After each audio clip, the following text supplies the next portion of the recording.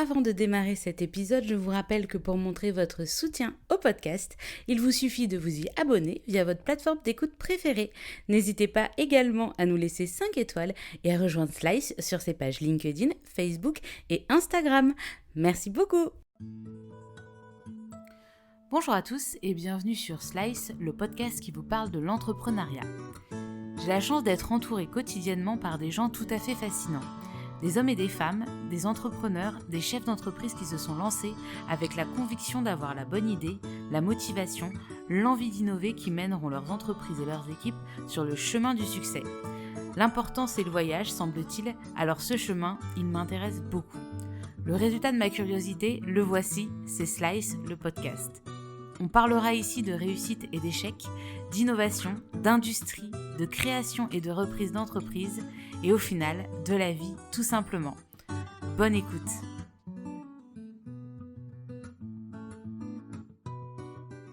Bonjour à tous, je suis ravie de vous retrouver sur Slice en compagnie de Claudette Lauvencin pour parler de Fempo, l'entreprise qu'elle a lancée il y a un peu plus de 5 ans avec son associée et amie Fanny Abès. Fempo est une marque de lingerie et plus particulièrement de culottes menstruelles. C'est même la première marque de ce genre à avoir vu le jour en 2017 en France.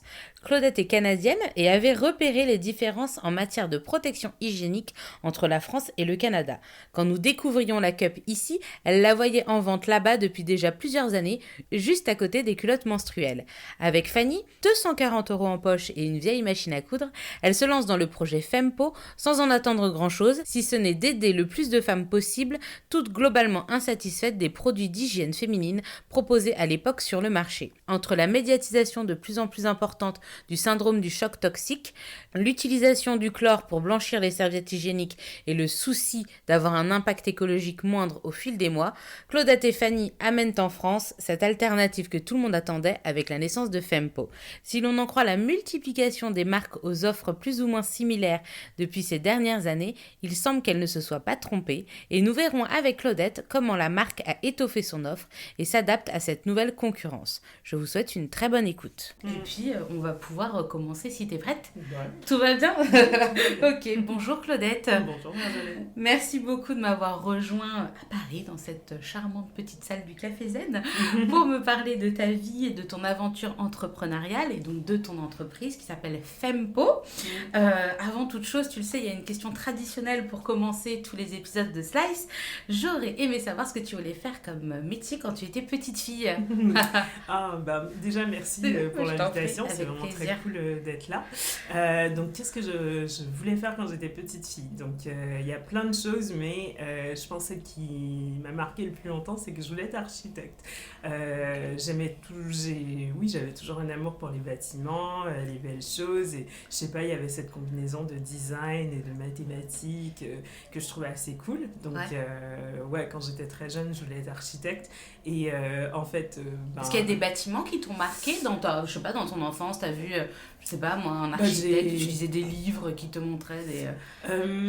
Peut-être pas un bâtiment particulier, mais à Montréal, il y a un mix un peu comme New York et certains endroits, même à Paris, où est-ce qu'il y a un mix du moderne et de l'ancien. C'est ça. Donc, en fait, cette juxtaposition, je trouvais toujours très intéressante. Donc, pour ceux qui connaissent Montréal, il y a le quartier du Vieux-Port qui a été préservé. Juste au-dessus, il y a Ville-Marie. Donc, en fait, il y a toujours ce mix assez sympa.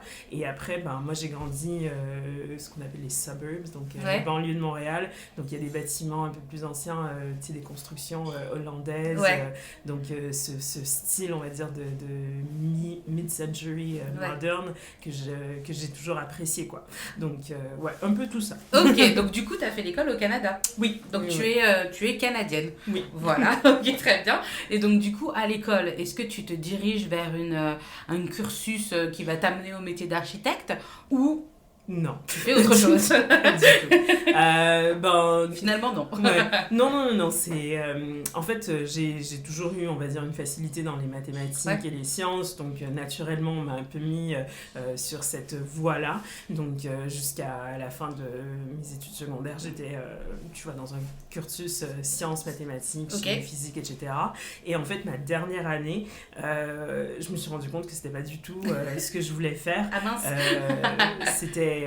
Qu'est-ce qui t'a marqué, en fait, cette dernière année? Il y a un truc qui t'a fait réaliser que, en fait, non, pas du tout? Je sais pas si c'est un truc en particulier, mais je savais que c'était quelque chose qui, vu que j'avais toujours une facilité, je m'étais jamais trop posé de questions. Ouais.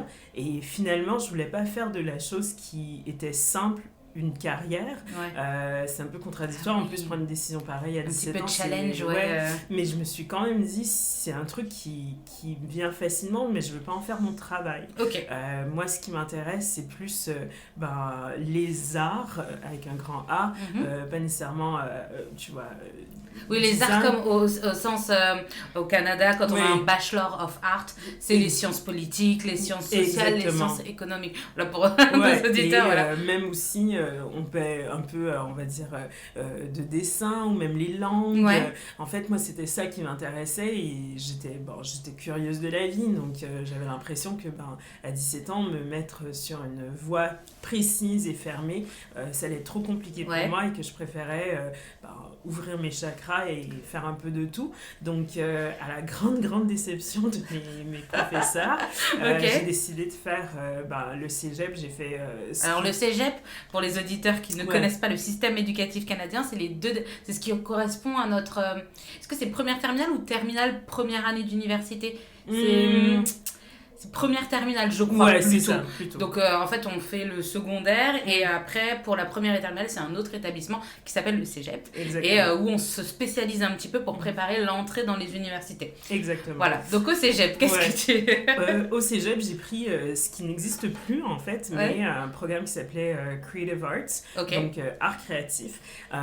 Et on avait le choix de faire, soit de déclarer une spécialisation dès son entrée, ou plutôt faire un pot pourri de goût. Moi, j'ai choisi le pot pourri. Tu testes un petit peu tout pour voir où tu veux aller. J'ai testé les langues, j'ai testé le dessin, j'ai testé le code.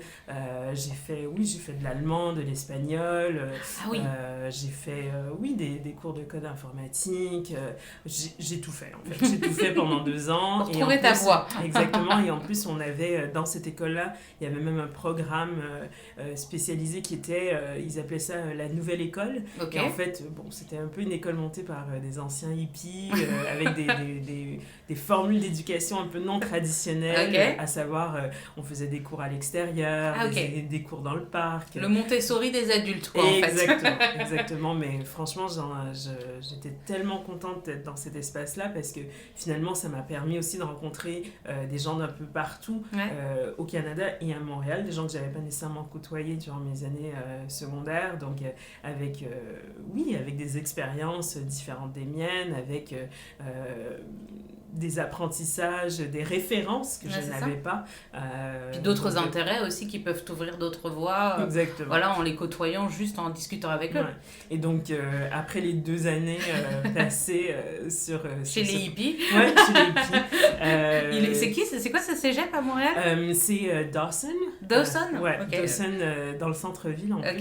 C'était un peu olé comme école. L'école, en soi, est à moitié à l'extérieur, la moitié dans le sous-sol d'un centre commercial, donc c'est une école. Mais j'en ai des bons souvenirs, et à la fin des 2 années, plutôt que de tout de suite commencer l'université, j'ai pris une année de césure, où est-ce que j'ai travaillé. T'as fait quoi? J'ai fait des boulots un peu à gauche à droite, j'ai travaillé dans des centres d'appel qui étaient très à la mode. Chez Bell Canada? Presque. Ouais, presque. Avant Bell Canada, j'ai fait des petits centres d'appel un peu plus petits, où j'ai découvert que je n'étais pas du tout bonne vendeuse, que j'étais plutôt... j'étais pas du tout bonne vendeuse. J'ai eu la même expérience, j'ai travaillé pour Nordia, c'était un centre d'appel pour Bell Canada. J'avais fait le training et tout ça pour devenir commercial. J'ai réussi haut la main l'examen, et puis quand il a fallu vendre, c'était trop agressif, tu vois, et moi j'étais là, mais non, mais si vous voulez pas, c'est pas grave, et genre tous les commerciaux ils me disaient, mais non, il faut que tu close the deal. Mais moi je suis nulle pour ça, j'ai fait allez, je vais m'en aller les gars, parce que c'est pas pour moi. Moi je suis pas nécessairement partie, mais ce qu'ils ont fait, c'est qu'ils ont vu que j'avais des aptitudes, donc écoute, on va t'enlever du téléphone, tu vas plutôt gestion des équipes, suivi qualité, formation, quoi. Et ça a un peu ça m'a aidé, parce que finalement le fait d'être dans l'équipe de formation m'a mené éventuellement à Bell Canada, où est-ce que j'en ai fait un peu le début de ma carrière, qui était en formation et en suivi qualité des équipes service client. Donc tout s'est un peu relié finalement avec tout ça. Donc ça, ton année de césure dure 1 an, puis ensuite, tu as une idée du métier que tu veux faire, du cursus dans lequel tu veux t'engager à l'université? Toujours. Ok, donc tu choisis Concordia. Oui, je choisis Concordia. Tu avais choisi plusieurs universités, l'université de Montréal, Concordia. Non, j'ai choisi d'autre? Il y a McGill, ouais, Laval. Allez, les rouges et or. Parce que c'est un peu... c'est la mienne. Non. Mais j'ai choisi Concordia encore une fois parce que je voulais continuer un cursus en anglais. Parce que toutes mes études secondaires étaient en français. Et là, je voulais vraiment rester en anglais. Et c'était une école, c'était pas loin de où est-ce que j'avais fait le cégep. C'était dans le centre-ville. J'avais des amis qui y allaient. Et c'était une école comme une autre pour moi. Et surtout, c'était une école qui avait un programme de sciences politiques qui était assez respecté. Sciences politiques et éco. Et j'avais trouvé dans ce programme-là la possibilité de continuer à faire un peu de tout. J'avoue, dit comme ça, c'est vrai que j'ai un peu, on va dire, erré sur le bon vivant pendant très longtemps. T'as roulé ta bosse en cherchant ce que tu veux. Mais non, mais c'est la beauté de l'université au Canada où t'as un tronc commun, où t'es obligé de faire 5, 6... 7 peut-être, une dizaine de cours obligatoires. Et ensuite, après, tu peux... Enfin, moi, je sais qu'à Laval, en sciences politiques, c'était ça. J'ai fait de l'anthropologie, j'ai fait de l'histoire de la Chine ancienne, j'ai fait de l'histoire de l'Afrique, j'ai fait des droits des nations autochtones, enfin, des Premières Nations, tu vois. C'est trop cool, quoi. Tu peux tester un petit peu tout dans le cadre de la science politique, tu peux tester plein de choses. Donc, c'est aussi la force. J'ai pas l'impression qu'en France, dans les cursus de bachelor ou de master, enfin de licence et de master, tu as cette liberté de choix de matière. Ouais, je connais un peu moins, mais oui, j'ai l'impression que c'est pas ça, déclarer une majeure. C'est ça. Et moi, je crois que j'ai déclaré ma majeure après 2 ans. Ah oui. Sous obligation du département. Faut se décider. C'est que tu cumules un certain nombre de crédits. Ils disent en fait, il faut que tu déclares une majeure parce que sinon, tu peux pas être diplômé. Donc finalement, j'ai déclaré ma majeure en Sciences Po avec une mineure en économie parce que c'est ce que j'avais cumulé. De toute façon, c'est vers là que j'avais le plus d'intérêt. Et c'est durant ce temps-là que j'ai toujours travaillé en fait. Et donc, durant mes études, j'étais en temps partiel à Bell Canada. Et à la fin, ils m'ont recruté à temps plein dans ce poste de formation et de suivi qualité. Donc pour ceux qui ne connaîtraient pas Bell Canada, c'est téléphonie, télé, internet, etc. Donc tu fais un bachelor en Sciences Po et éco. Ensuite, tu enchaînes avec un autre bachelor en politique publique et affaires publiques. Et quand est-ce que tu changes de boulot et que tu quittes Bell Canada? Durant une période de 10 ans. Donc en fait, c'est aussi un peu la particularité, la beauté de l'Amérique du Nord, c'est qu'on peut faire des arrêts d'études et en reprendre. Donc il y a ce premier bachelor que je fais. Ensuite, j'enchaîne avec Bell Canada pendant 4 ans, je crois, 4-5 ans. C'est difficile. Et à la fin de ça, je sens que je ne peux plus rester à Montréal. J'ai un peu fait le tour. J'ai 27 ans. J'ai envie de voir un peu du monde. Donc changer d'environnement. Voilà. Et donc à ce moment-là, je quitte et je vais vivre à Vancouver. Donc de l'autre côté du pays. Ah là, t'as fait j'ai traversée, quoi. La grande traversée. Et je vais dans l'Ouest canadien, qui est son propre monde. Et là, je continue à travailler, mais cette fois-ci, je m'oriente plus vers une ONG. Et une ONG qui m'a beaucoup marquée, qui s'appelle The Elizabeth Fry Society. Donc, c'est une société qui, elle, a presque 100 ans au Canada et qui travaille avec des femmes, pour la plupart, qui ont des antécédents judiciaires. Et ils ont un peu élargi le spectre pour travailler globalement avec des femmes qui sont marginalisées ou en grande difficulté, et leurs familles. Donc, ils travaillent avec les enfants et les proches de ces femmes-là. Et donc, moi, j'étais plus sur le côté administratif. Je travaillais dans le bureau chef avec la directrice de l'ONG. De la structure, Exactement. Et on travaillait sur des dossiers, comment avancer certaines causes, comment avoir des discussions avec l'État. Vu que j'avais ce côté sciences politiques, etc., j'avais quand même une facilité là-dessus. Et donc, tout ce qui était écriture de briefs, de papier blanc, recherche, et j'ai baigné dans ça pendant plusieurs années. Ouais. Et en fait, c'est quelqu'un qui m'a beaucoup appris, qui m'a un peu ouvert les yeux sur une réalité que je ne connaissais pas du tout. J'avais presque 30 ans et j'avais pas conscience de l'impact. La grande difficulté dans laquelle certaines femmes, jeunes femmes et adolescentes et tout ça peuvent vivre dans nos pays dits modernes. Exactement. Et les décalages que ça peut mener, parce que si on est affecté par tout ça jeune, en fait ça crée une vie qui des fois c'est ça, t'as un boulet au pied, si t'arrives pas à te dépêtrer de ce boulet au pied, tu te le traînes et en fait tu ne sortiras jamais la tête de l'eau en fait. Exactement. Donc il faut trouver j'imagine des choses pour faire sortir ces femmes de je sais pas, des programmes éducatifs, je sais pas exactement pour elles, pour leurs enfants, pour leurs proches, aussi avoir des discussions avec l'État sur comment on reconnaît finalement ces populations là, parce que en nombre absolu elles sont très petites, mais l'impact qu'on peut avoir peut être énorme, parce que l'impact qu'on peut avoir sur elles découle sur leur famille, etc. En tout cas, donc j'ai baigné dans ça pendant presque 6 ans. Et c'est au bout de la 4e année où est-ce que, en discutant avec ma directrice, on s'est dit que ça serait intéressant que je reprenne les études pour pouvoir avancer finalement dans ce secteur-là. Et de là, l'intérêt de reprendre sur ce côté de politique publique. Et donc, elle m'a fortement encouragée. J'ai commencé en temps partiel, tu vas prendre des cours le soir, le week-end. Dans quelle université ça pendant que j'étais encore à Vancouver, j'étais Douglas College au début, dans le collège, pour avoir les crédits nécessaires pour pouvoir postuler. Et en fait, j'ai postulé et à la fois des écoles à Vancouver et des écoles au Québec et en Ontario, parce que il y avait une facilité aussi. Bien sûr, Et finalement, j'ai pris la décision de retourner à Montréal et faire... et de quitter donc la The Elizabeth Fry Society. Oui, pour moi, c'était supposé d'être un arrêt temporaire. Et j'allais y retourner. Bon, la vie étant ce qu'elle est, on verra que finalement, j'ai pas pu y retourner. Mais l'idée, c'était de faire mes 2 ans et de revenir et de recontinuer à travailler. Et tu prévoyais quel job à la fin de tes 2 ans retravailler là, parce que ton poste, c'était quoi? T'étais assistante exécutive? Oui, officiellement. Officiellement, c'était mon intitulé. Mais après, dans le milieu associatif, on a parfois un libellé de profession qui ne veut rien dire, parce que c'est plutôt couteau suisse et grosse débrouille. Exactement. Ok, donc le plan, c'était je reviendrai après mes 2 ans d'études. Exactement. Donc tu retournes à Concordia. Donc tu fais c'était quoi? Donc du coup, un autre bachelor. Donc politique publique et affaires publiques. Comment ça se passe? Super bien. Et en plus, là, je suis un peu plus focus que j'étais quand j'avais... en fait, t'as un but, tu sais que tu vas retourner, t'as ton boulot, donc tu peux appliquer directement ce que t'apprends peut-être à des situations concrètes que t'as vécues. Donc, exactement. C'est bénéfique, ça. Et je suis je suis dans une position parce que je suis un apprenant adulte, finalement. C'est pas trop dur, ça? Pas du tout. De retourner... Moi, je l'ai fait, j'ai trouvé ça trop cool d'avoir des gens qui ont 4-5 ans de moins que moi. Voire même 10.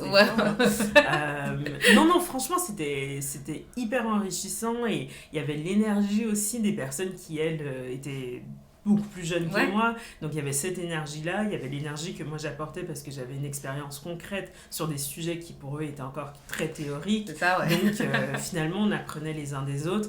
Et ces 2 années, j'en ai tiré beaucoup plus que les 4 ans que j'ai fait avant, parce que j'étais un peu, je me baladais d'un cours à l'autre sans nécessairement savoir ça va mener à quoi tout ça. Et concrètement, comment je vais appliquer ce que j'apprends là maintenant. Exactement. Et donc, j'ai pu faire des super rencontres, des profs, des instructeurs. Et en plus, qu'on est un apprenant adulte, souvent les profs, eux, on va dire, un décalage d'âge bien sûr, forcément. moins important. Donc, en fait, le rapport est beaucoup plus d'adulte à adulte. Et donc, c'était beaucoup, beaucoup plus enrichissant. Et j'en ressors vers la fin, fortement encouragée par mes différents professeurs, etc., de continuer, en fait. Ils disent, plutôt que de continuer avec un 2e bachelor, pourquoi ne pas aller à la maîtrise? Parce que t'enchaînes c'est vrai, t'enchaînes avec des bachelors, c'est cool, mais... il faut la maîtrise. Et de là, je décide de faire cette maîtrise en politique publique, mais avec une spécialisation sur l'innovation sociale. L'innovation sociale étant le sujet que je voulais développer à Elizabeth Fry. Différentes écoles sont proposées, certaines au Canada, une en France. L'innovation sociale, qu'est-ce que c'est donc globalement, concrètement, c'est se dire en fait comment on repense les structures d'État. Okay. Comment on repense, ça peut passer de ce qu'ils appellent le futur de l'emploi, le futur de la santé. C'est repenser la relation de l'État associatif citoyen.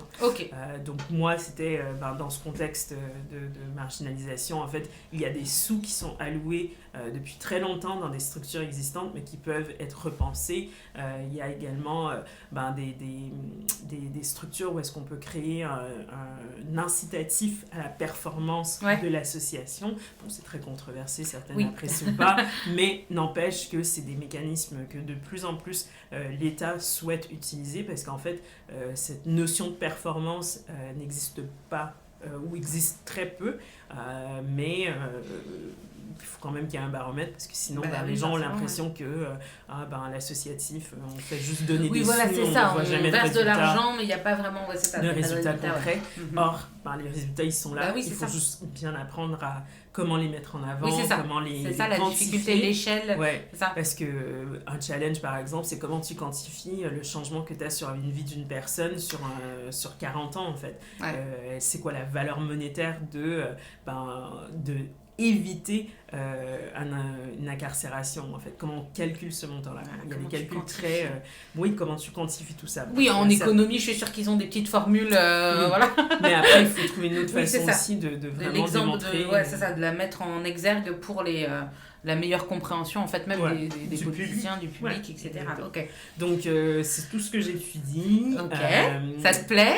T'es dans ton élément. Exactement. Là, finalement, je comprends c'est mon but. Et pour cette maîtrise, comme j'ai dit, j'avais le choix de rester au Canada ou aller à l'étranger. Et juste un peu parce que c'était quelque chose qui m'avait toujours intéressée, et j'avais un peu ce rêve, on va dire, d'enfance, de faire des grandes études à l'étranger. Je décide de postuler à Sciences Po Paris, en plus des écoles au Canada.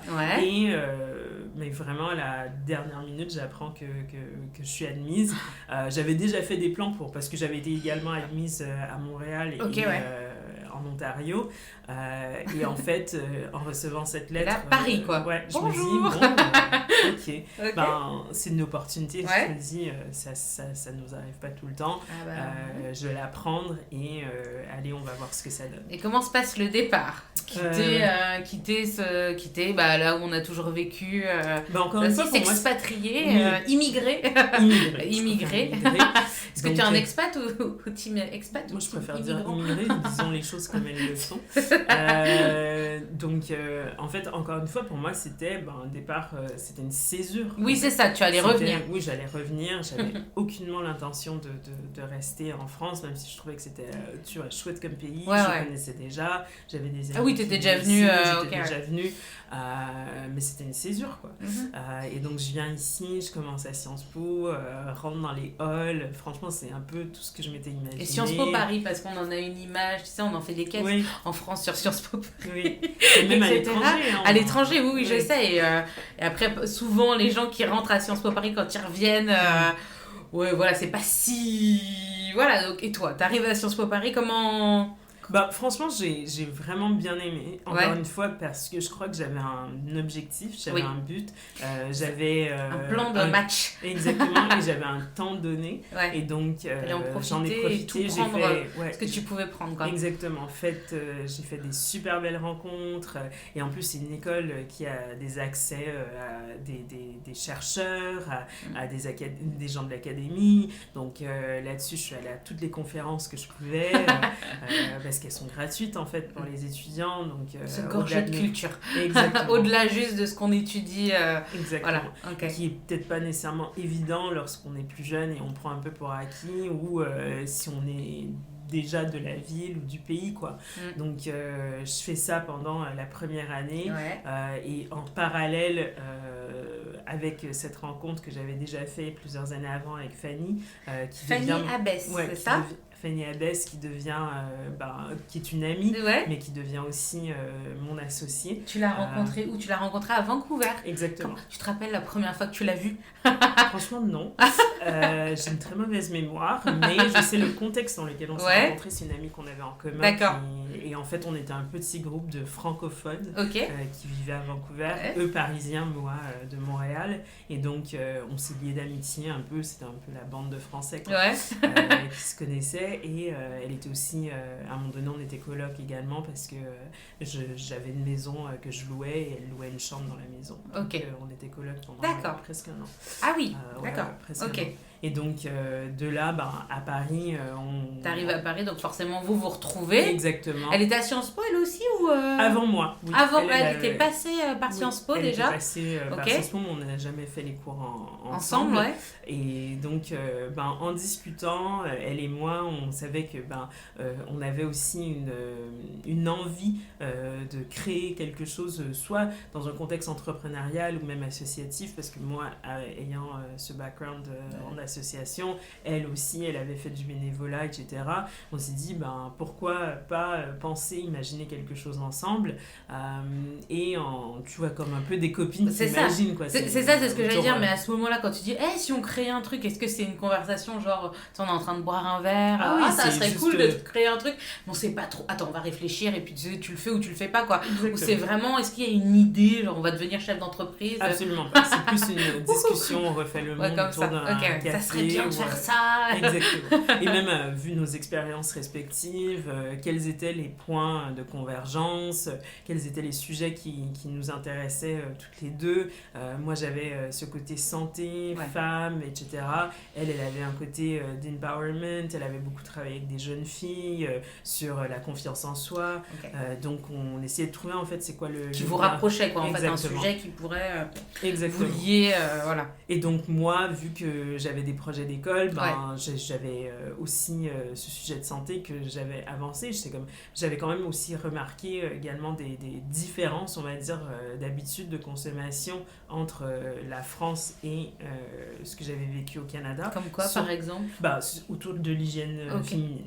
Donc, un des trucs qui m'avait beaucoup marqué, c'est tout bête, c'est qu'en allant, tu vois, dans l'épicerie, la section pour hygiène féminine, à Paris, en tout cas, j'avais plein de produits avec du parfum, avec des couleurs, et c'est toutes des choses qui n'existaient pas, en fait. Je ne comprenais pas pourquoi on mettait du parfum. Ça, c'est terrible, ça. Tu vois, de ylang-ylang ou de lavande. Et dans les serviettes hygiéniques. Exactement, et j'avais l'impression que... Ça, c'est terrible. Je ne comprenais pas. Moi, j'ai découvert ça en revenant en France. Oui. Et un jour, j'ai envoyé mon mari, mon cher et tendre, à m'acheter des serviettes hygiéniques. Tu prendras. Il m'a ramené, il croyait bien faire, mais un truc qui puait le... Je peux pas mettre ça, ça va me donner des... Ça va me rendre malade. Enfin, je sais pas si ça va me rendre malade, mais je peux pas mettre ça. C'est pas possible, quoi, c'est pas normal. Mais moi, j'ai découvert ça en revenant en France et je dis, mais quelle est donc cette diablerie? Et donc, ça, c'était un truc qui m'avait marqué. Et aussi, en arrivant, je suis arrivée ici en 2016. 2016-2017, il commence à avoir beaucoup de conversations autour des protections réutilisables, durables. Et il y avait un grand engouement pour la coupe menstruelle. Or, pour moi, ça me faisait un peu rigoler parce que c'est quelque chose que je connaissais depuis presque 10 ans. Et donc, de voir un peu le delta... le retard, en fait. Certains pays, l'avancement d'un côté et puis de l'autre, on découvre un truc révolutionnaire qui n'est pas si révolutionnaire que ça. Et donc, de là, j'avais des conversations comme des copines. Et elle m'expliquait aussi, elle a dit oui, en effet, même elle, revenant de Vancouver à Paris, elle se rendait compte que oui, il y avait des choses qui n'existaient tout simplement pas. Et c'est normal. Oui, bien sûr, forcément. Dans des espaces différents. Et de là, on s'est dit, peut-être qu'il y a quelque chose à faire, peut-être qu'il y a des questions à se poser. Puis il y avait aussi ce débat, parce que j'ai l'impression que c'est récent, c'est le débat sur le choc toxique aussi, au niveau des tampons. C'était autour de ces années-là. J'ai l'impression qu'il y a eu une mannequin américaine ou australienne, etc., qui a été amputée suite à un choc toxique. Donc un choc toxique, c'est quand je sais pas si c'est quand on garde trop longtemps un tampon, ou c'est une bactérie qui se met avec l'utilisation des tampons. Alors je suis pas médecin, donc je pourrais pas, mais bon, et donc elle avait eu des septicémies, amputations, enfin vraiment une histoire d'horreur. Et de plus en plus, on a commencé à parler de cette histoire de choc toxique et du fait d'utiliser les des tampons qui pourraient favoriser ça. Exactement. Donc, et c'était au niveau de ces années, je crois. Oui, c'est tout exactement. Tout était lié. Exactement. Durant ce même temps-là, moi je dis, oui, il y avait quelques reportages qui étaient sortis, il y avait vraiment une prise de conscience, je pense. Qu'il y a un petit problème dans... Voilà. Exactement, et de demande de transparence sur la composition des produits qui, veut pas, pour une grande majorité des femmes, sont utilisés régulièrement, tous les mois. On n'a pas le choix. On n'a pas le choix. Et donc, moi, je voulais creuser ce sujet-là. Fanny, elle aussi, curieuse de la vie, elle a dit allez go. Donc, nous, on a commencé en se disant, moi, dans un contexte de recherche, que je voulais faire un sondage pour vraiment déjà déterminer est-ce que les femmes en France se sentaient concernées, est-ce qu'elles avaient vraiment... elles cherchaient des alternatives d'autres choses, ou autres. Et, c'était juste de la recherche, là. Là, dans ta tête, c'est c'était pas... de la recherche, de la curiosité. D'accord. Après, on voit ce qu'on jamais, fait. Oui, voilà. Mais donc, ce premier sondage nous a vraiment permis de se rendre compte qu'il y avait en effet une problématique parce que dès sa mise en ligne, en moins de 2 jours, plus de 3000 personnes répondent. Et là, on fait, oula, il y a un truc à creuser. Qu'est-ce qui ressort de ces réponses? Ce qui ressort, c'est qu'une grande majorité des femmes ne sont pas du tout satisfaites des protections qu'elles utilisent pour leur menstruation, pour différentes raisons. La principale étant un inconfort, elles sont inconfortables avec la protection. Deuxième, c'est cette crainte pour leur santé, parce que, en effet, elles commencent à entendre des reportages et des infos qui les inquiètent. Et le troisième raison principale, c'est aussi une espèce de malaise par rapport à la quantité de déchets qu'on génère, parce qu'on fait maintenant, tu vois, on est une génération post-COP21, on se dit, écoute, c'est pas possible, quoi. Tous les mois, que je le veuille ou pas, je génère des déchets. Est-ce qu'il y a moyen de faire autrement?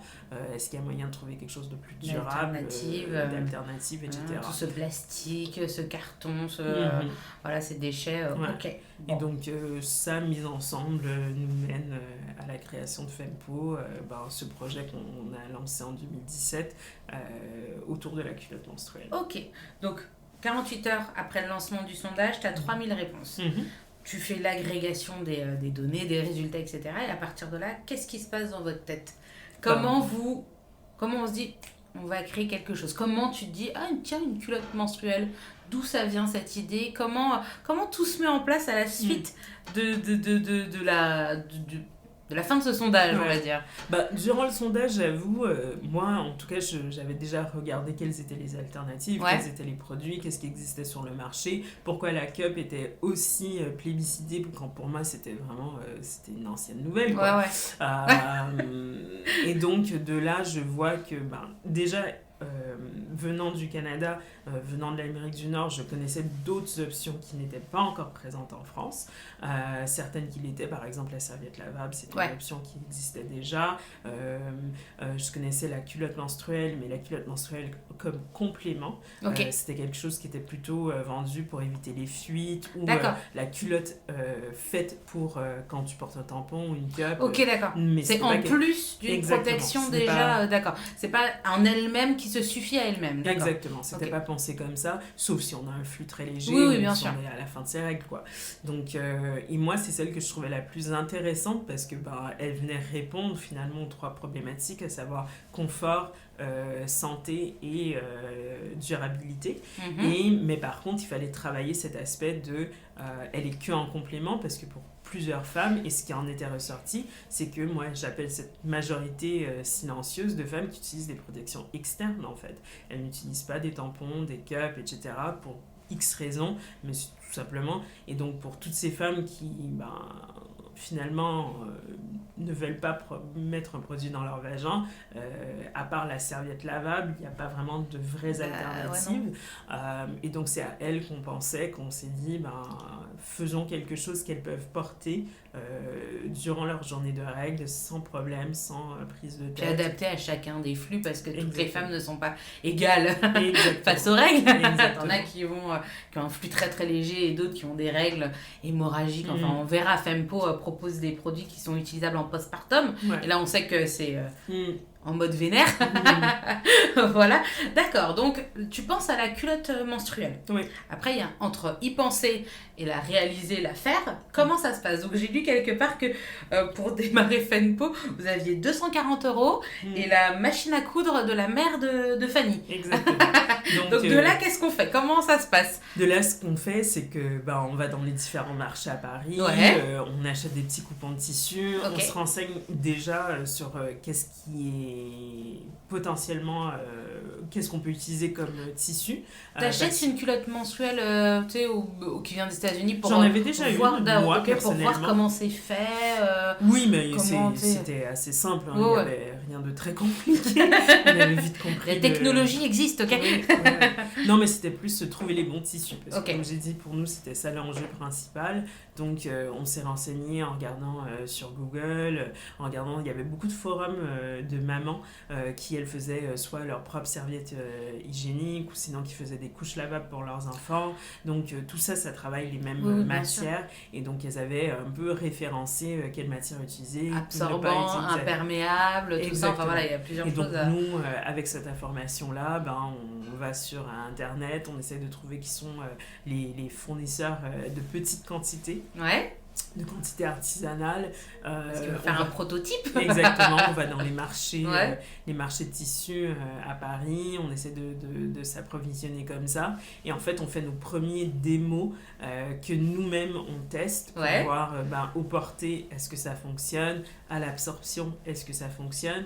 Et une fois qu'on avait quelque chose qu'on croyait être la bonne combinaison, on va à ce moment-là trouver une couturière à Paris qui, elle, nous aide à faire le montage de ces premiers prototypes pour que ça soit quelque chose qui puisse être porté. Et on essaye, basé sur ce sondage, on avait des femmes qui nous avaient laissé leur adresse mail, et on leur écrit pour dire, en fait, on a besoin de bêta-testeuses. Exactement. Est-ce que vous pourriez nous aider et nous faire des retours? Et on en a très peu au début, on n'a que 7 prototypes. Oui. Elles acceptent de tester, elles nous font les retours. Et de là, on continue des itérations jusqu'à trouver la V0, tu vois, la version, entre guillemets, parfaite, même si elle n'était pas du tout parfaite, de ce qu'on souhaite créer de façon plus professionnelle, industrielle. Et ce prototype, on le développe en septembre, septembre-octobre. 2017, donc. 2017. Ok. Et de là, Fanny prend le côté produit, parce que c'est elle qui a vraiment fait ce travail-là, et elle va rencontrer différents fournisseurs, différents ateliers, pour finalement voir qui peut nous aider à créer cette culotte qu'on a travaillé avec ces femmes-là. Ok, donc là tu crées tes prototypes de façon très concrète. De l'autre côté, les chefs d'entreprise en vous, est-ce que vous avez monté une structure directement ou non? Le temps que vous testiez les différentes versions de vos culottes, de votre produit, etc. Pour l'instant, ça reste juste, on essaye un truc, et ensuite après on verra si... Est-ce que tu penses déjà à devenir chef d'entreprise, à monter la marque, que ça va se vendre à 200 000 exemplaires, que tu vas aider plein de femmes, non, pour l'instant, c'est juste, on fait c'est un projet. On fait un truc, DIY, presque. C'est un projet, et c'est surtout que, concrètement, moi, je suis encore aux études, quoi. Oui. Je suis en train de finir ma première année à Sciences Po. T'en parles à Sciences Po?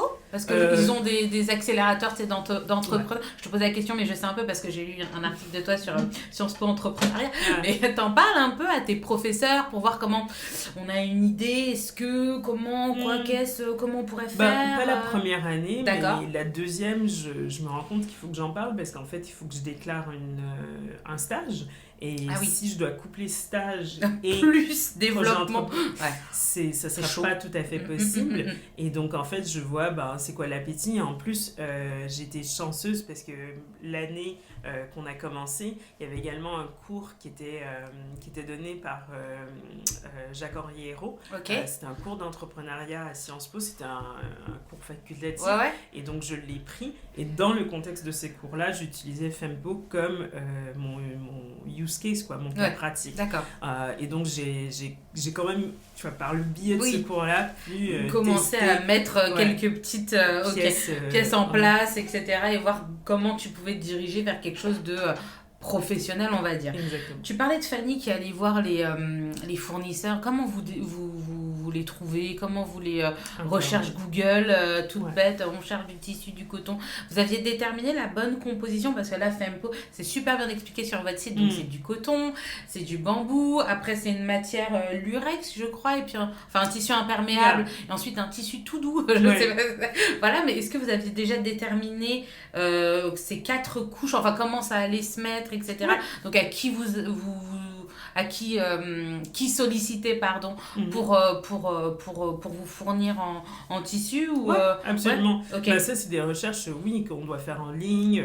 À Paris aussi, on a la chance que 2 fois par année, il y a des salons soit de lingerie Ok, ou ouais. Oui, bah oui. de mode. Donc, en fait, c'est concrètement aller à ces salons-là, aller à tous les différents stands, rencontrer les gens, prendre des cartes de visite, se présenter, dire qui on est, ce qu'on souhaite faire et en fait, après, passer des coups de fil, quoi. Ok. Passer des coups de fil, voir qui est dispo pourquoi, combien ça coûte, faire la comparaison des prix, dire en fait ok lui il me propose ça à ce prix là, l'autre il me propose X, Y, et faire le business plan. Et ce que je souhaite dire aussi c'est en plus de ce cours d'entrepreneuriat qui m'a permis de un peu mettre en pratique ce qu'on voulait faire pour Fempo, c'est dans ce cours là aussi qu'on nous a proposé d'intégrer l'incubateur Ouais. de Sciences Po. Et donc là, il fallait monter un dossier et faire une demande, etc. Donc là, ça devient concret. Là, Ouais, là tu et sais là, que tu te diriges vers la création de ton entreprise, quoi. Oui, création d'une entreprise, mais oui, d'entreprise. Et t'imagines pas quel... Non, c'est encore... En fait, Fempo, je savais que c'était quelque chose qui forcément allait plaire, Ouais. parce que les premiers retours sur les premiers protos étaient extrêmement positifs. Ok. On savait qu'on était concrètement en train de résoudre un problème. Tu vas dans la bonne direction, quoi. Exactement. Après, il y a tout le côté d'exécution. Bien sûr. Est-ce qu'on est les bonnes personnes? Est-ce qu'on a le bon background? Est-ce qu'on a le bon réseau? Est-ce qu'on va pouvoir trouver les bonnes personnes pour nous soutenir, les bons fournisseurs, ateliers, etc. Mais en soi, le produit, j'en ai jamais douté. Ouais.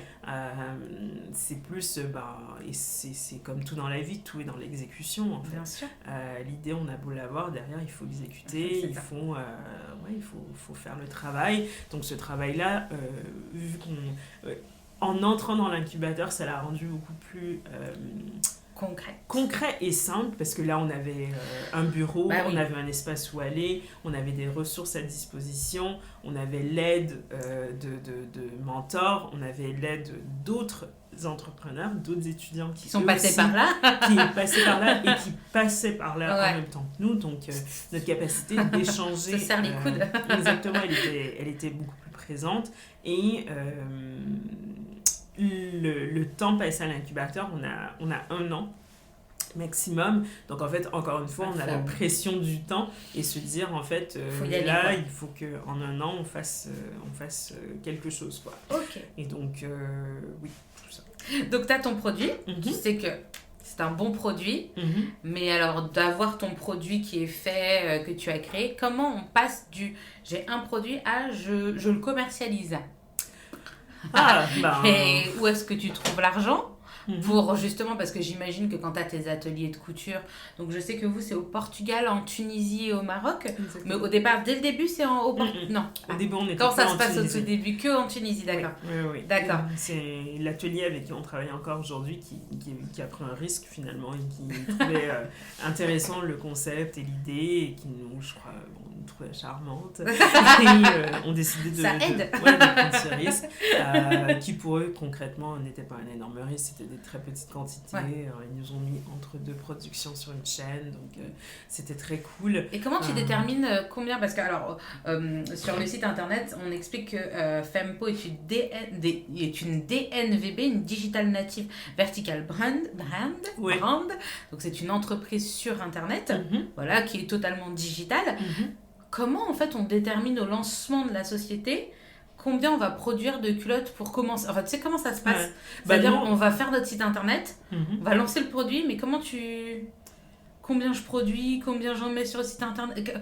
Comment ça se passe tout ça? En fait, on n'a pas idée, tu sais, de comment on... Nous, on commence... oui, parce que justement, on n'avait pas idée, donc on a commencé avec de la précommande. D'accord, oui. Donc, on a... Un peu comme Ulule, enfin, je sais pas oui, si... c'est ça, c'était les tout débuts d'Ulule et Kiss Kiss Bang Bang, toutes ces histoires-là. Mais nous, on a décidé de le faire de vous-même, de nous-mêmes, sans passer par une plateforme tiers. Et en fait, proposer, présenter le produit, dire ce que c'était, comment on voulait le construire, avec qui on voulait le construire, et proposer aux femmes de payer à l'avance pour une livraison, je crois qu'on disait 2 mois plus tard. Parce que ça, on avait calculé le temps. C'est raisonnable. Oui. Et donc, c'est comme ça qu'on a pu avoir une visibilité sur le nombre de produits. De commandes que tu allais... qu'il fallait produire. Mais avant ça, il fallait aussi qu'on finance une partie de tout ça. Donc, les matières, il faut qu'on le finance. Les ateliers, tout dépendant de l'atelier, on n'a pas nécessairement besoin de leur payer jusqu'à ce que le produit soit fait. Certains, c'est paiement à la livraison. D'autres, c'est avec des acomptes. Nous, c'était paiement à la livraison dans ce cas-là. Mais il fallait quand même... mais vu que tu as déjà des gens qui ont précommandé, ça t'a un petit butin, on va dire. Et on avait aussi réussi à sécuriser un petit prêt à la banque qui nous avait permis d'acheter les matières premières, donc les tissus. Et la banque, quand tu allais les solliciter, comment ils ont réagi? C'était facile de les convaincre? Non, pas du tout. Mais encore une fois, on a toqué à plusieurs portes et finalement, la porte qui a accepté, c'était quelqu'un qui a trouvé que le projet était intéressant, qui a misé sur nos profils, parce que concrètement, sur papier, on n'avait pas de caution, on n'avait pas d'expérience. J'étais étudiante étrangère en plus, donc il y avait tout. T'as toutes les red flags. Mais là, on est tombé sur un banquier que je crois a trouvé le projet intéressant, se sentait lui aussi concerné. Il avait 2 jeunes filles, il avait sa femme, donc il a dit, tu vois, même en discutant avec ses proches, je pense qu'il avait compris l'enjeu. Il avait compris l'enjeu et concrètement, je crois que pour lui, ce qui nous a permis comme prêt, c'était un petit montant, le risque était mesuré, quoi. Oui. Donc, oui. D'accord. Donc, tu as ce petit prêt. Le paiement, c'est à la livraison au niveau de tes ateliers de couture. Tu te rappelles la première fois où vous avez envoyé... parce que vous avez envoyé les colis à vos clientes. Déjà, comment ça se passe? Parce que tes culottes, parce que c'est des culottes menstruelles, on l'a dit, vous les stockez où? Dans nos bureaux. Dans tes bureaux? Dans nos bureaux. Donc, tu reçois tout dans ton bureau à Paris? Oui. Voilà. Tout, c'était pas énorme. Hein. On parle de peut-être 2 cartons à grand max la première commande. D'accord, ok.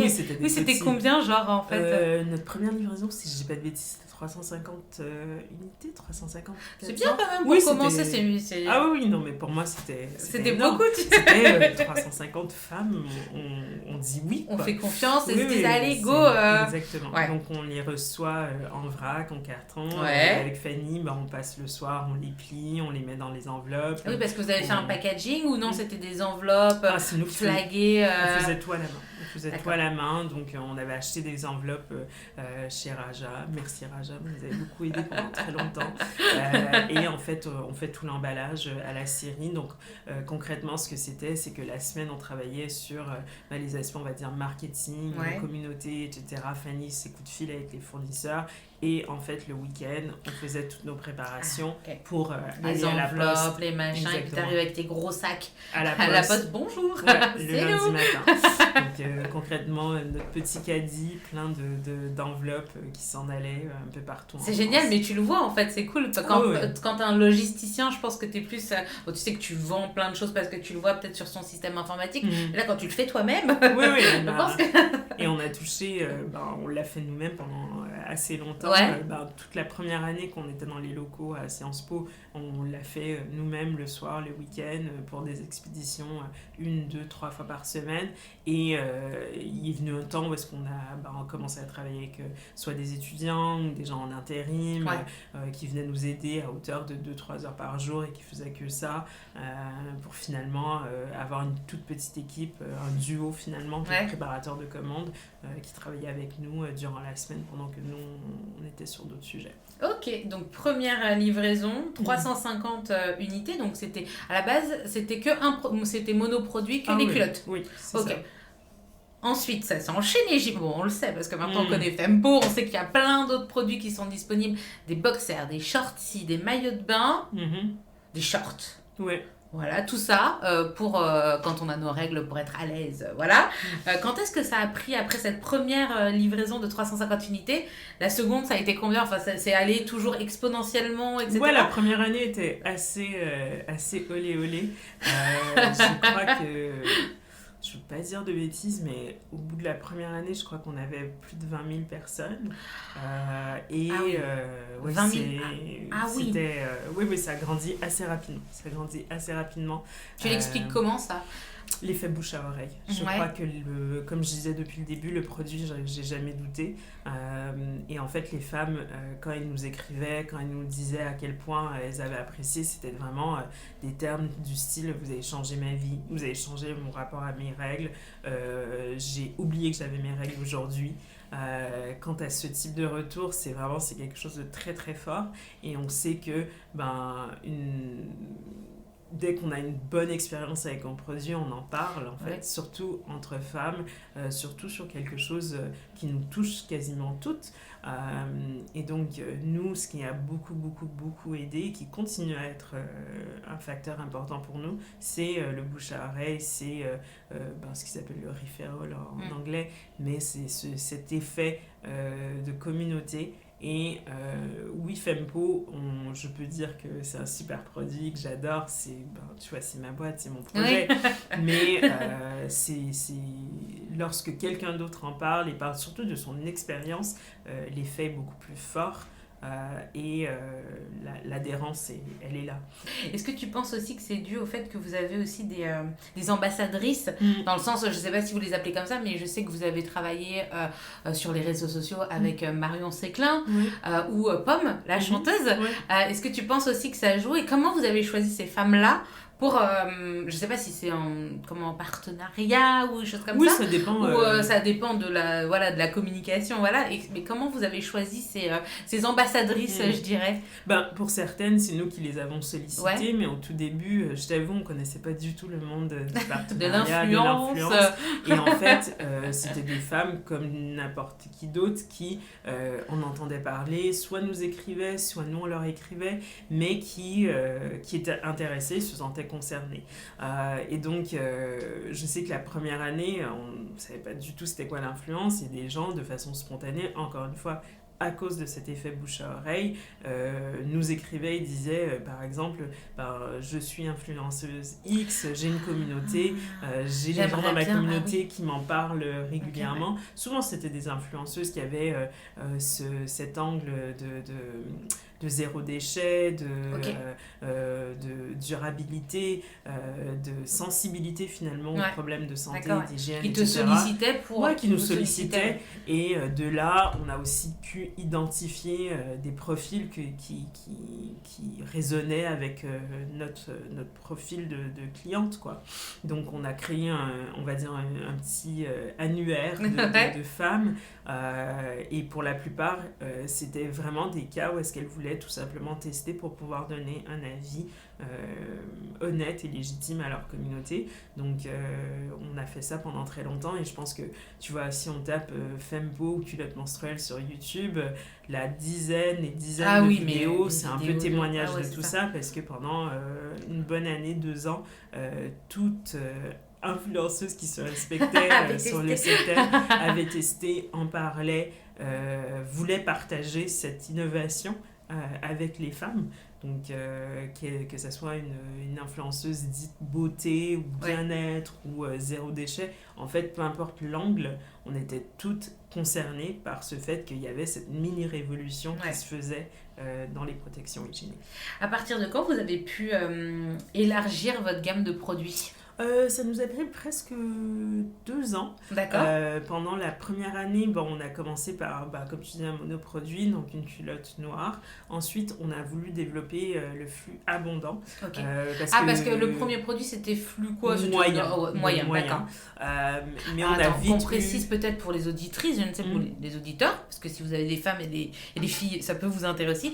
Flux moyen, comment comment En fait, c'est une moyenne d'usage. D'accord. Un peu, tu vois, un flux moyen, on va qualifier entre 2 et 3 tampons dans une journée, par exemple, ou l'équivalent de 2 serviettes par journée. D'accord. Mais c'est très subjectif. Oui, bien sûr. Parce que flux abondant, oui. Abondant, règle hémorragique, enfin voilà. Exactement. Et même c'est la qualité, comment ton flux, en fait, il y en a pour certaines, c'est beaucoup le matin, ça s'arrête, il y en a, c'est en continu. Puis ça varie pendant les jours de la semaine aussi, au cours de ton flux, donc voilà. C'était juste pour pouvoir proposer quelque chose, on va dire, une absorption plus élevée, qui était une demande quasi dès le départ.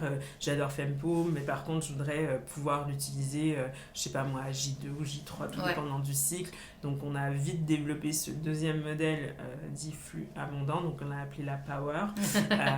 Et on est resté sur ce schéma de monoproduit avec 2 flux pendant presque 2 ans. Il y avait différentes couleurs ou non, c'était juste monocouleur? Non, on était très fidèles à la couleur noire. C'est bien.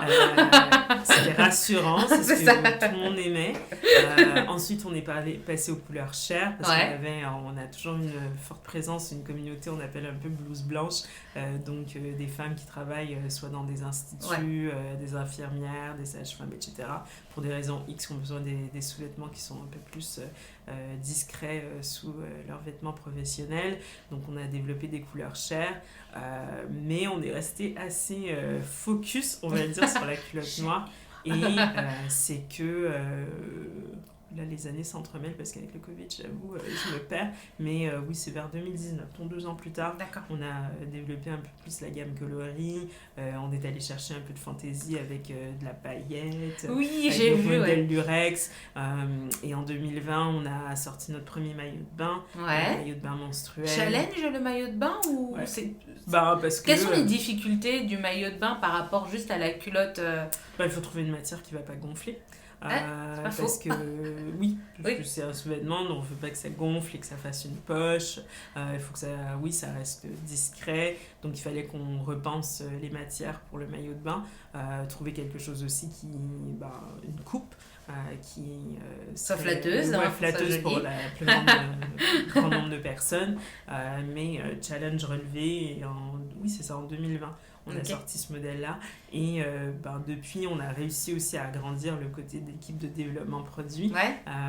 Et c'est elles qui nous ont permis, ces 2 dernières années, de sortir tous les modèles qu'on retrouve aujourd'hui sur le site. Les shorties, les shorts aussi. Comment vous êtes organisés entre Fanny et toi pour la direction de l'entreprise? Déjà, on n'en a pas parlé, mais Fempo. Oui. Le brainstorming autour du nom de la marque. Comment ça s'est passé? Je voudrais donner une super histoire. En fait, c'est la contraction de 2 termes, donc femme et pouvoir. Ok, c'est tout ça. Simplement. Tout simplement. Et comment vous êtes répartis? Parce qu'à un moment donné, il a fallu concrètement monter votre entreprise. Comment ça s'est passé ça s'est fait naturellement, la répartition des tâches? Il faut donner un chef. Enfin, tu vois, il y a des questions comme ça à un moment donné où il faut... parce que c'est juridique. Comment vous avez... en termes de chef, pas chef, les deux on était au capital, à part égale. En termes de rôle concrètement au quotidien, comme j'expliquais au début, Fanny, elle a pris le côté produit assez rapidement. Donc développement produit, relation avec les ateliers, gestion fournisseurs, etc. Et moi, j'ai plus naturellement pris le côté gestion de la communauté, SAV. J'avais eu ces expériences passées et le marketing digital, mais même sur ce sujet-là, je trouve qu'on est très très complémentaires. Donc là où j'ai des facilités, on va dire, techniques avec les outils, Fanny est très dans l'idéation, les nouveaux concepts, elle est beaucoup mieux vendeuse que moi, donc elle arrive à trouver des mécanismes que franchement je n'imagine pas, mais on va dire la mise en place, je la fais un peu plus une fois qu'on a déterminé la stratégie ensemble. Donc j'ai pris ces côtés-là un peu plus naturellement, mais on est aussi très... on est complémentaires en fait avec Fanny, et vu que toutes les deux on est généralistes, parce que pour nous on est primo-entrepreneurs, c'est notre première entreprise, c'est notre premier projet de la sorte, donc on est toutes les deux en train d'apprendre, apprendre les unes des autres, apprendre de nos expériences, apprendre de ce qu'on peut aller chercher en ligne, des entrepreneurs comme nous qu'on rencontre régulièrement. Donc je crois que là où on a des facilités sur certains sujets, on cherche aussi toutes les deux à se développer de façon égale. Bon, après, il y a des sujets que je sais que ni l'une ni l'autre on est très passionnés et que par défaut, il y en a une qu'il faut qu'ils le prennent. Je pense à des trucs administratifs, compta et tout. Ça vous a pas fait peur l'idée de on est deux amis et on va bosser ensemble? Je crois qu'on y est allé assez naïvement. Ça m'a pas, non, je sais pas trop. Oui, moi je suis assez naïve sur ce genre de truc. J'essaie de pas trop me faire peur, même si oui, beaucoup de personnes nous ont dit. Franchement, ça change la dynamique et c'est vrai que oui, ça change la dynamique parce que tu vois, je suis en couple depuis très longtemps, Fanny aussi, et en fait, c'est pas du tout ça. C'est autre chose d'être associé avec quelqu'un parce que en fait, c'est une relation de confiance, c'est une relation qui demande en fait, c'est un partage sur quelque chose autre que soi. C'est on crée. Il y a des enjeux financiers, il y a des enjeux sur en fait, le futur de l'une de l'autre, ce qu'elles veulent développer, et donc il faut qu'il y ait un soutien. Il faut qu'il y ait un soutien, chose qu'on retrouve en couple aussi, mais c'est autre chose en fait. C'est vraiment... T'es en couple avec une autre personne et d'une autre façon. Exactement. Avec d'autres enjeux, mais c'est des choses que tu dois entretenir des deux côtés. Exactement. Et pas laisser une empiéter sur l'autre, ou donner trop d'un côté et oublier l'autre, parce que sinon il y a un déséquilibre qui se crée. Mais oui, j'avoue, c'est... encore une fois, c'est notre premier projet, donc on y est allé... assez naïvement. Au fusil un peu. Et bon, mais je pense que tout ça, c'est des expériences apprises. Et même, j'ai appris plein de choses sur moi, sur comment j'aime travailler, comment je me challenge, qu'est-ce que je veux et je ne veux pas faire, mes forces, mes faiblesses.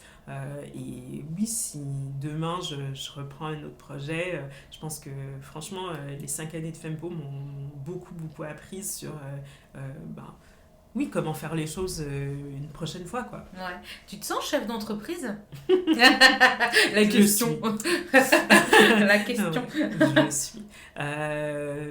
Oui. Ouais. C'est difficile. C'est quoi pour toi d'être chef d'entreprise? Dans quoi tu le ressens, en fait? Je crois que je le ressens...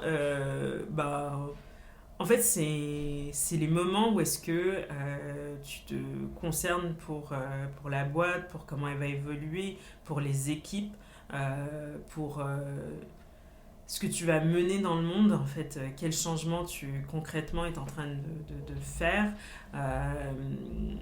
C'est quelque chose qui pèse le soir, le matin qu'on se réveille, c'est omniprésent.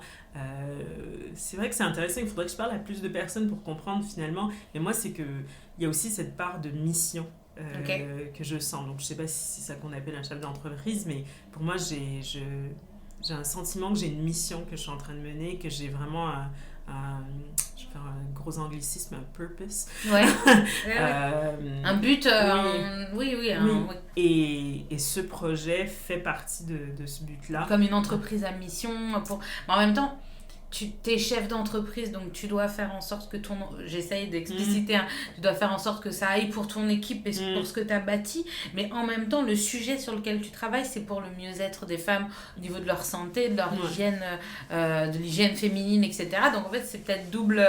c'est double. Double mission. Donc je pense que j'ai encore des années accumulées pour peut-être finalement comprendre c'est quoi ce sentiment de chef d'entreprise, parce que c'est vrai que c'est un peu...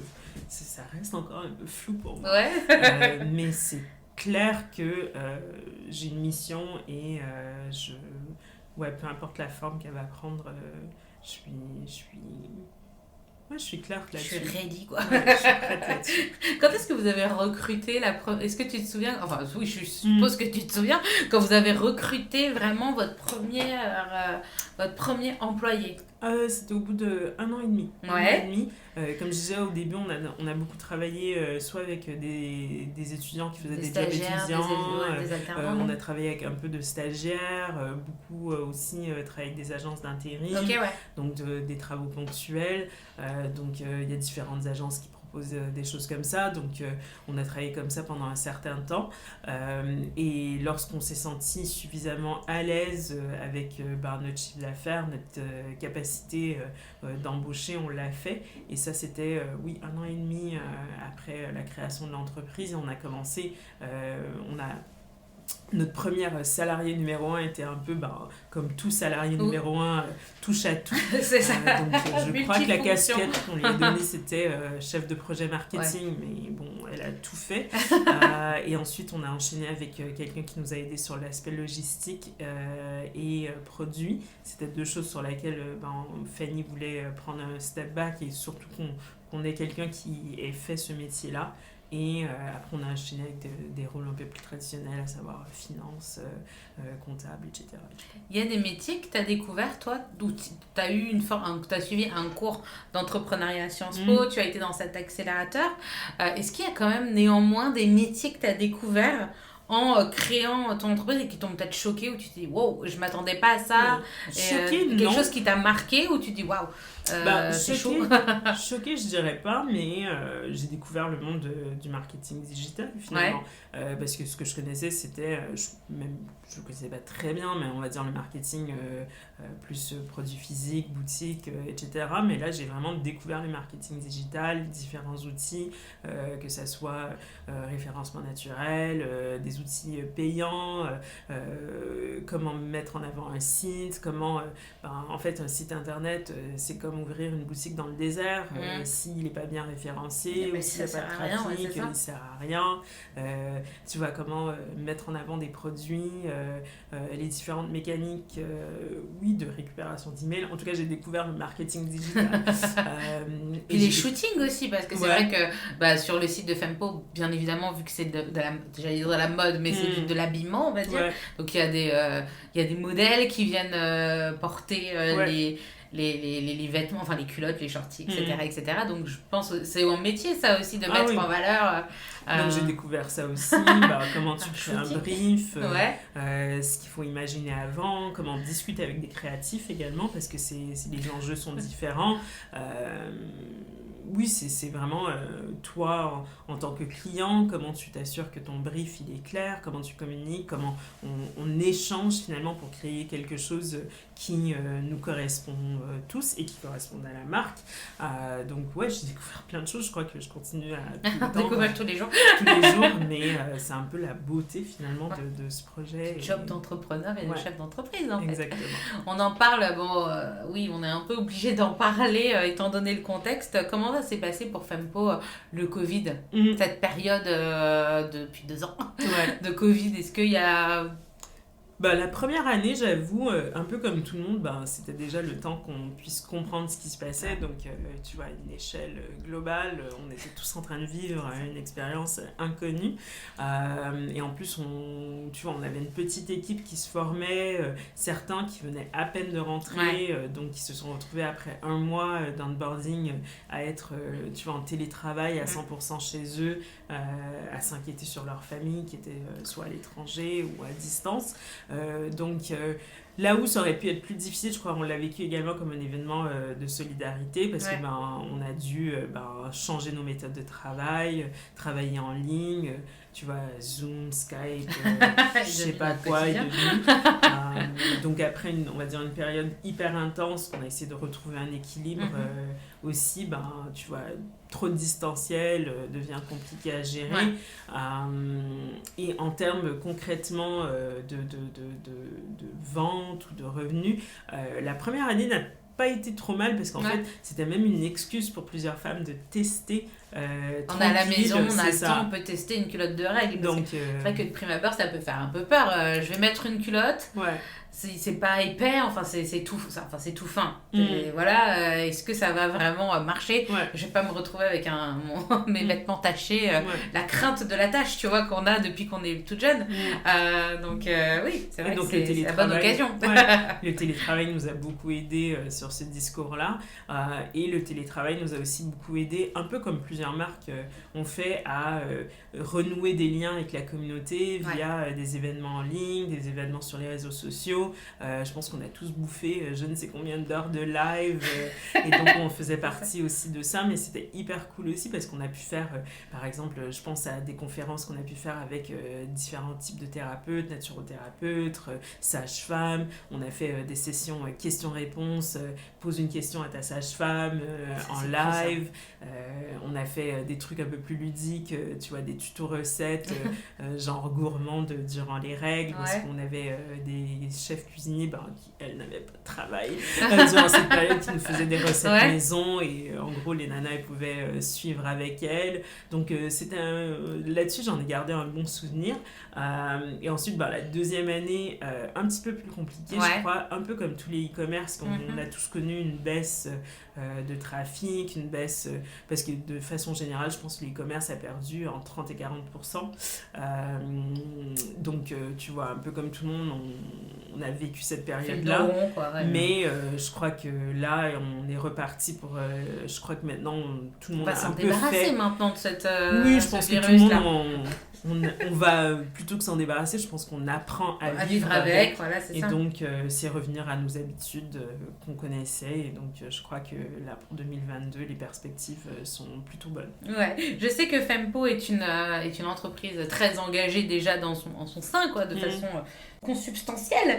Et puis également en termes de partenariat. Donc, vous êtes notamment en ce qui concerne la sensibilisation à ce qu'est l'endométriose, les fibromes utérins, etc., etc. Donc, vous êtes partenaire avec Fibrome Info France, l'association Manoleta, Endomind, Endolive, Endoaction, etc. Et puis d'autres associations, Association Écoliers du Sourire ou l'association Bontas Madagascar.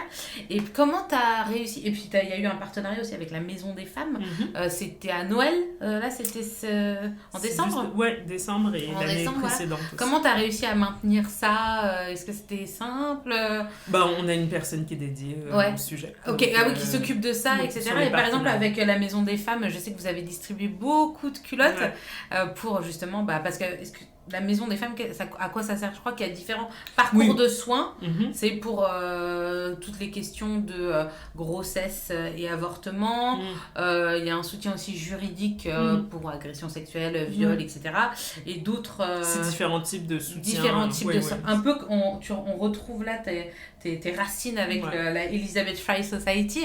C'était important pour toi de choisir. Comment vous avez choisi ces causes, ces associations? Assez naturellement, et souvent ça vient de contacts qu'on a au sein de la communauté, donc des femmes qui nous remontent des entreprises, des maisons, des projets d'intérêt.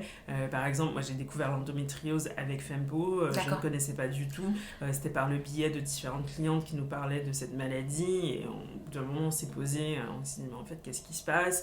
On s'est renseigné, et de là on a compris qu'en fait ça touche un très grand nombre de femmes, que ça prend énormément de temps à être diagnostiqué. Je crois qu'en moyenne, on est sur 7 ans. 7 ans pour être diagnostiqué d'endométriose. Parce que souvent, c'est mal diagnostiqué, ou même nous, on ne reconnaît pas les signes. Et tu vois, c'est vraiment cette idée fondamentale qu'avoir ces règles ne devrait pas faire mal, en fait. Mais c'est un peu dans nos têtes que ça. Dans nos têtes, on se dit que non, si on a nos règles, forcément on va être malade, forcément on va avoir mal, on va prendre des cachets, voilà, c'est ça, et ça ira mieux. Sauf que parfois c'est beaucoup plus profond et donc, c'est pas normal. Nous étant sensibilisés à tout ça, on a commencé à creuser, et c'est surtout grâce à des femmes dans notre communauté qu'on s'est dit en fait c'est un sujet qu'on voudrait soutenir le plus que possible, donc par le biais de différentes actions, donc que ce soit des dons, que ce soit des mises en avant, que ce soit des présences sur des stands ou des événements. On essaye à notre manière de pouvoir soutenir ces différents projets, et oui, tout ce qui est projet en soutien, que ce soit Maison des Femmes ou Petit Bagage d'Amour. Petit Bagage d'Amour? Oui, je l'ai pas vu, qu'est-ce que c'est? Non, c'est une petite asso qui, elle, travaille avec des mamans. D'accord. Donc des mamans qui sont en situation de précarité, et leur donne des soutiens matériels, soit en transition ou avant ou durant, après la grossesse, quoi. Ça, il faut y penser parce que c'est vrai, c'est tous les ans, moi je vois les restos du cœur qui font les banques alimentaires, les trucs comme ça, mais c'est hyper important de penser à l'hygiène féminine et Absolument. tout ça parce que ça coûte super cher. Et d'où l'intérêt d'acheter des culottes menstruelles parce que tu achètes une culotte qui va te durer plusieurs années si tu en prends soin. Mais bon, après, peut-être pour les femmes qui sont en situation de précarité, c'est vrai que dans les banques alimentaires, pensez à donner des produits pour bébé, des couches, tout ça parce que ça coûte les yeux de la tête, et aussi des produits d'hygiène féminine parce que mine de rien, c'est utile. Et quand on est à la rue, et ben voilà quoi, y aller dépenser 5 balles pour s'acheter des serviettes hygiéniques, non, c'est pas possible. C'est pas possible. Donc dans les banques alimentaires, il faut penser parfois à faire des dons comme ça. C'est toujours utile. Voilà, petit message pour nos auditeurs. Voilà. Est-ce qu'il y a un moment au cours de ces 5 ans, là on fait un petit bilan des 5 ans de Fempo, est-ce qu'il y a un moment où tu as eu peur pour l'entreprise et où tu t'es dit là on va fermer, là c'est chaud, on va ça va être dur? Je crois que pas nécessairement on va fermer, je crois que j'ai quand même eu peur durant le Covid, parce que franchement c'était pas évident ces premières semaines, parce qu'encore une fois c'était pas dû à quelque chose qui se passait sur Fempo, mais juste de pas savoir où ce qui se passe en fait. C'est ça. Peut-être même si je reviens un peu plus tôt, même très très tôt dans l'histoire de Fempo, notre première mésaventure, cette première précommande, en fait, elle a presque pas eu lieu parce que l'atelier initial qu'on avait choisi a fait faillite avant de nous livrer nos marchandises. Donc j'avoue que oui, s'il y a eu un moment où est-ce que j'ai eu peur, c'était vraiment ce moment-là, parce que là on avait précommandé, on avait pris les sous de toutes ces femmes-là, on s'était engagé sur une date de livraison, et à 1 mois avant on apprend que non, finalement l'atelier il a fait faillite et les sous c'est les judiciaires, les employés sont en lockout, vous allez pas avoir vos culottes, quoi. Donc bon, on s'en est sorti, sinon on serait pas là aujourd'hui. On a trouvé le nouvel atelier avec qui on continue à travailler aujourd'hui, qui lui pour le coup est en Tunisie, mais c'est vrai que ces 2 premiers jours je me suis posé pas mal de questions, et ce qui est intéressant surtout avec la collaboration avec Fanny, c'est que toutes les deux on a eu peur, mais je crois que ni l'une ni l'autre n'a voulu lâcher l'affaire. On s'est pas dit laisse tomber, on va rembourser tout le monde et on arrête, quoi. C'était jamais une option en fait pour nous, c'était plutôt on va s'en sortir, quoi. On va s'en sortir, on ne sait pas exactement comment et quand, mais on va y arriver. Et donc, s'il y a eu un moment, je dirais que sincèrement, c'était ce moment-là. Mais depuis, non, je crois que c'est une aventure plutôt intéressante. J'avoue que là, cette dernière année, il y a une multiplication énorme de projets similaires qui ressortent. Donc il faut... C'est vrai que ça a fleuri, et même maintenant dans les centres commerciaux, j'ai regardé ça en faisant mes courses cette semaine, où c'est Vania, Always, les marques traditionnelles de serviettes hygiéniques qui sortent, qu'on peut acheter, qui sortent leurs propres culottes de règles. Mais donc ça change énormément l'espace dans lequel on existe, mais encore une fois je reviens sur le point que pour moi en fait j'ai une mission, j'ai en tête ce que je veux faire pour ce projet, et la mission elle est plutôt reliée à cette idée de santé des femmes, d'aise avec notre corps, d'hygiène, de bien-être finalement. Et donc la culotte menstruelle pour moi est une première étape vers cette mission, mais il y a plein d'autres choses qu'on souhaite développer avec Fanny. Comme quoi. Et donc là où oui, il y a plein de nouveaux concurrents, etc., qui finalement pour moi est même positif, parce que ça démontre en quelque part qu'il y a en effet un marché, il y a une prise de conscience. Et à notre manière, on a réussi à participer à tout ça. Maintenant, à nous d'innover et de se renouveler sur la mission qu'on s'est donnée initialement en 2017, quoi.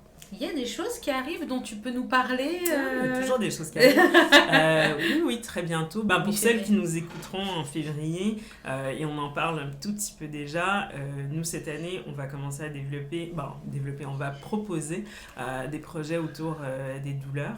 Okay. Parce que c'est un enjeu important pour nous, c'est quelque chose qui revient constamment dans la communauté.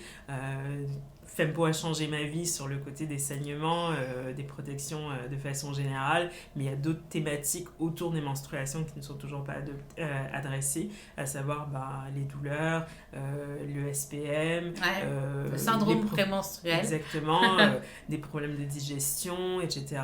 Donc nous, notre premier topic, ça sera les douleurs.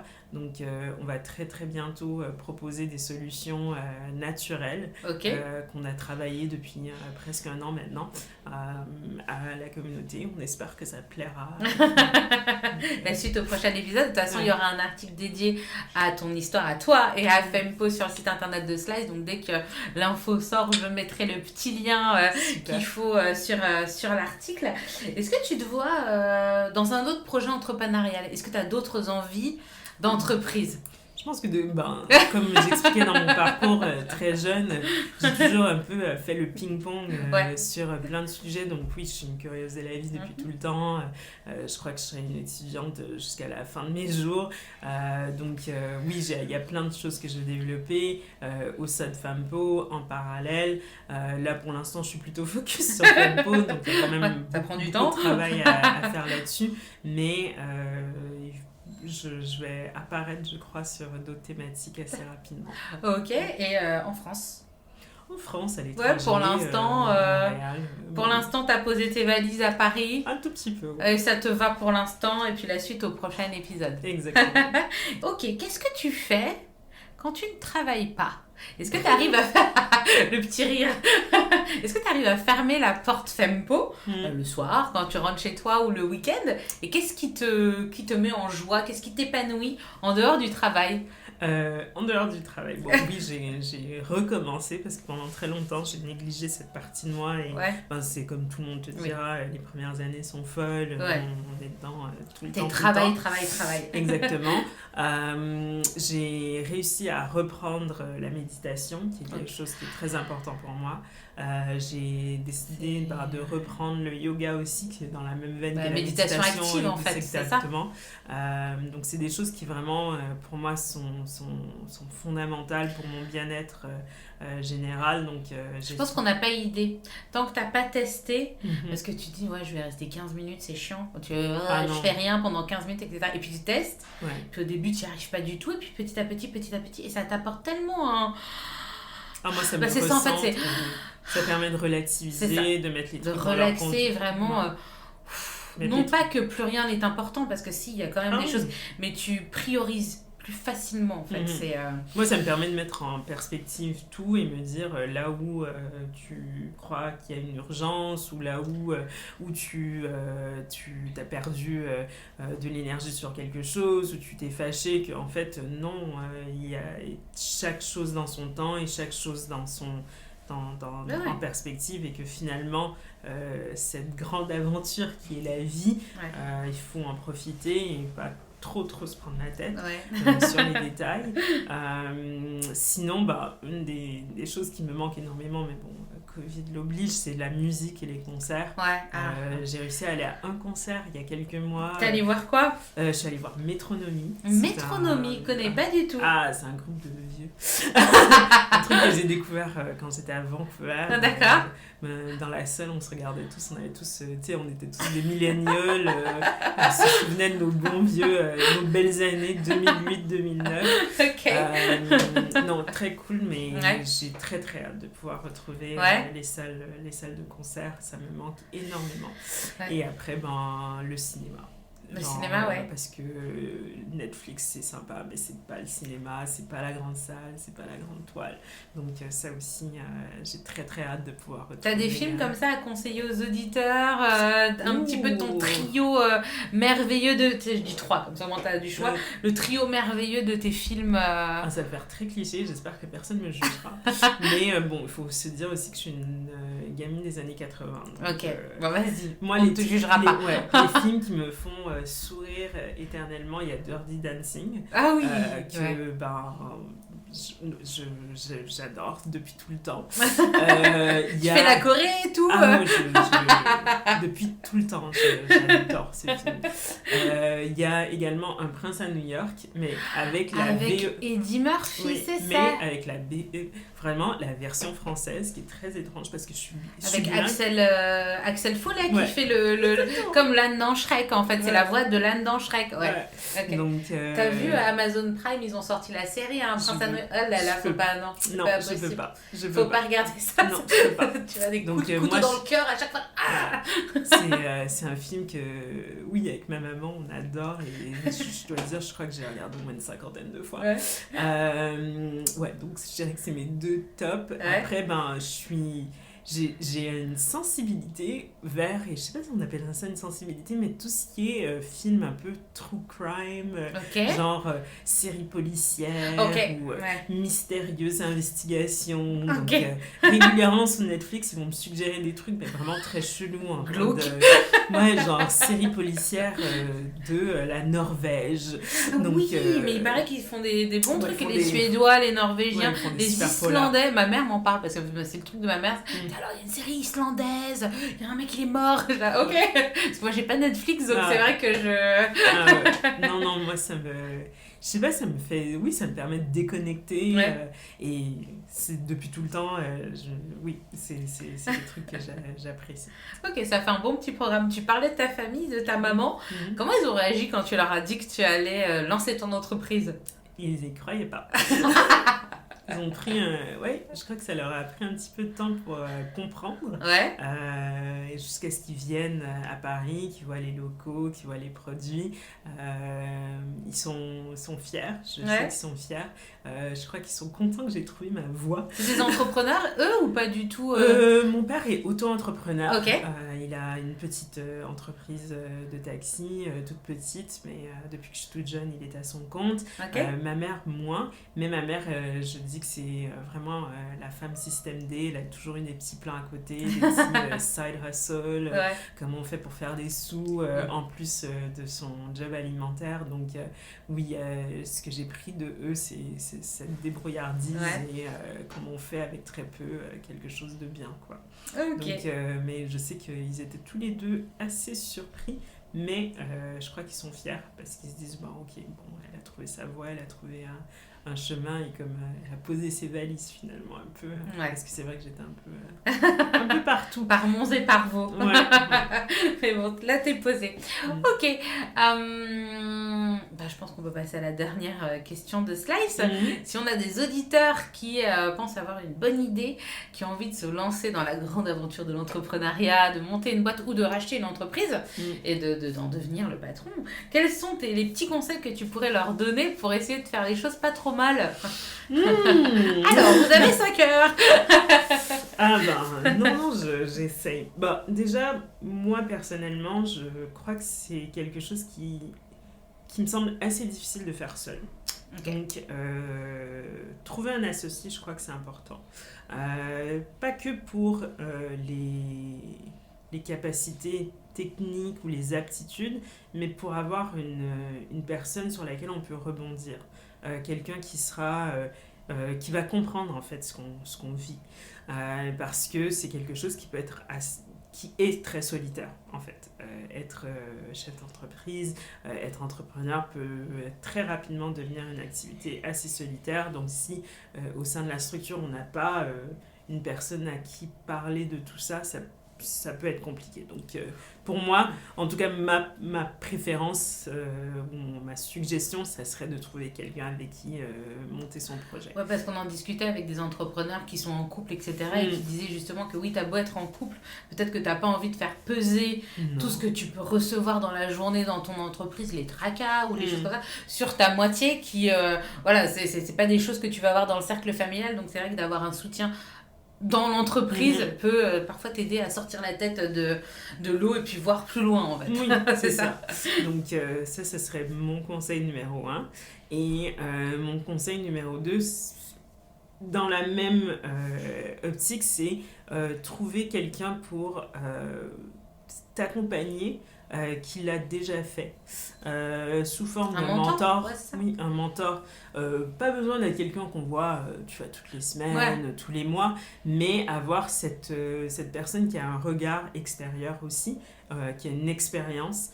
Qui va pouvoir relativiser, mettre dans son contexte, parce que là où des fois on a été prise de panique pour des choses, ben, on a des mecs ou des entrepreneurs qu'on a connus qui nous disent écoute, moi aussi j'ai vécu ça, voilà, voici ça comment on l'a réglé, là tu te fais toute une tempête dans un verre d'eau, est-ce que tu as pensé à baisser Est-ce que tu penses que tu as fait des erreurs? Là, si absolument. tu regardes... Ah oui, c'est sûr, c'est impossible que j'en ai pas fait. Ah oui, même certaines que je suis sûre, ça va me prendre du temps à les reconnaître. Okay. Mais quand on fait quelque chose pour la première fois, ou même pour la 10e fois, forcément on fait des erreurs. Oui, ça c'est certain. Ça aide d'avoir un référent qui justement te met en perspective. Encore une fois, on parle de ça. Hey, calmos. Exactement. On repose le... Voilà. Même si je suis de nature, on va dire, naturellement un peu anxieuse, mais qu'on le voit très peu, parce que de l'extérieur, je parais très très zen. C'est toujours bien d'avoir une personne qui dit, allez, écoute, c'est pas la fin du monde, quoi. Et pourquoi c'est pas la fin du monde? Parce que il y en a d'autres, quand ils te disent ça, mais qu'ils ne l'ont pas vécu, ça résonne un peu faux. Et sinon, pas passer trop de temps à faire des trucs sur lesquels on est moins bon.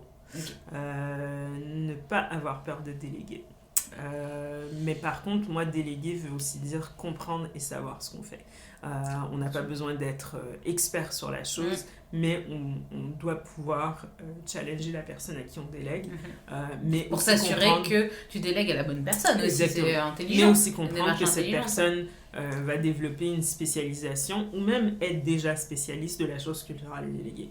Donc, pas passer trop de temps à faire des trucs dites à faible valeur ajoutée ou sur lesquels t'es moins bon. Oui, parce que, en fait, ton rôle n'est pas d'être la personne la plus intelligente dans la pièce, d'être le couteau suisse. En fait, ton rôle, c'est d'être stratégique, de penser à l'entreprise, de penser à son développement et est-ce que j'ai les bonnes personnes dans la pièce pour arriver à ce que je veux et au but. Et pas je suis la super bonne technicienne sur ABC. Je sais tout faire. Parce que de toute façon, personne ne sait tout faire et on se fatigue très vite à essayer de tout faire. Ok, c'est super. Écoute, merci beaucoup d'avoir passé ce long moment avec moi, c'était super intéressant. Écoute, je te souhaite le meilleur pour toi au point de vue personnel, plein de concerts et au point de vue professionnel avec Fempo et plein de super projets à découvrir bientôt. Voilà, écoute, et puis je te souhaite une bonne journée et puis je te dis à très très bientôt. Merci beaucoup. Bye bye. Bye. Merci encore à Claudette de m'avoir accordé un peu de son temps pour parler de l'aventure Fempo. Comme d'habitude, un article dédié à l'épisode est disponible sur le site internet de Slice au www.slice-lepodcast.fr.